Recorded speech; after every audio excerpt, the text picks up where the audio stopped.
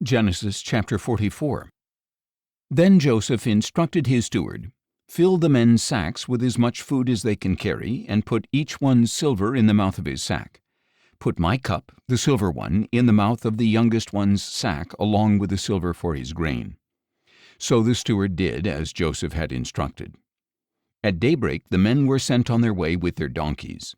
They had not gone far from the city when Joseph told his steward, "Pursue the men at once, and when you overtake them ask, 'Why have you repaid good with evil? Is this not the cup my master drinks from and uses for divination? What you have done is wicked.'" When the steward overtook them, he relayed these words to them. "Why does my lord say these things?" they asked. "Your servants could not possibly do such a thing. We even brought back to you from the land of Canaan the silver we found in the mouths of our sacks. Why would we steal silver or gold from your master's house? If any of your servants is found to have it, he must die, and the rest will become slaves of my lord."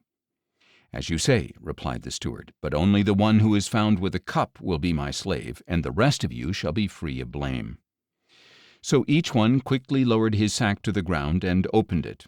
The steward searched, beginning with the oldest and ending with the youngest, and the cup was found in Benjamin's sack. Then they all tore their clothes, loaded their donkeys, and returned to the city. When Judah and his brothers arrived at Joseph's house, he was still there, and they fell to the ground before him. "What is this deed you have done?" Joseph declared. "Do you not know that a man like me can surely divine the truth?"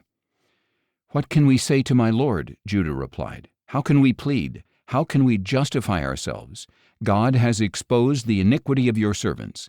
We are now my lord's slaves, both we and the one who was found with a cup." But Joseph replied, "Far be it from me to do this. The man who is found with a cup will be my slave. The rest of you may return to your father in peace." Then Judah approached Joseph and said, "Sir, please let your servant speak personally to my lord. Do not be angry with your servant, for you are equal to Pharaoh himself. My lord asked his servants, 'Do you have a father or a brother?' And we answered, 'We have an elderly father and a younger brother, the child of his old age. The boy's brother is dead. He is the only one of his mother's sons left, and his father loves him.' Then you told your servants, 'Bring him down to me so that I can see him for myself.' So we said to my lord, 'The boy cannot leave his father. If he were to leave, his father would die.' But you said to your servants, 'Unless your younger brother comes down with you, you will not see my face again.' Now, when we returned to your servant my father, we relayed your words to him. Then our father said, 'Go back and buy us some food.' But we answered, 'We cannot go down there unless our younger brother goes with us.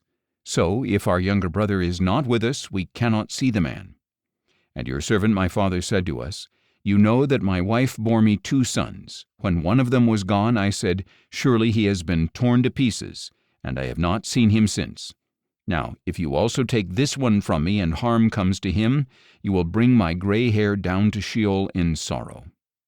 So if the boy is not with us when I return to your servant, and if my father, whose life is wrapped up in the boy's life, sees that the boy is not with us, he will die.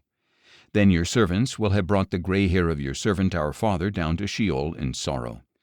Indeed, your servant guaranteed the boy's safety to my father, saying, 'If I do not return him to you, I will bear the guilt before you, my father, all my life.'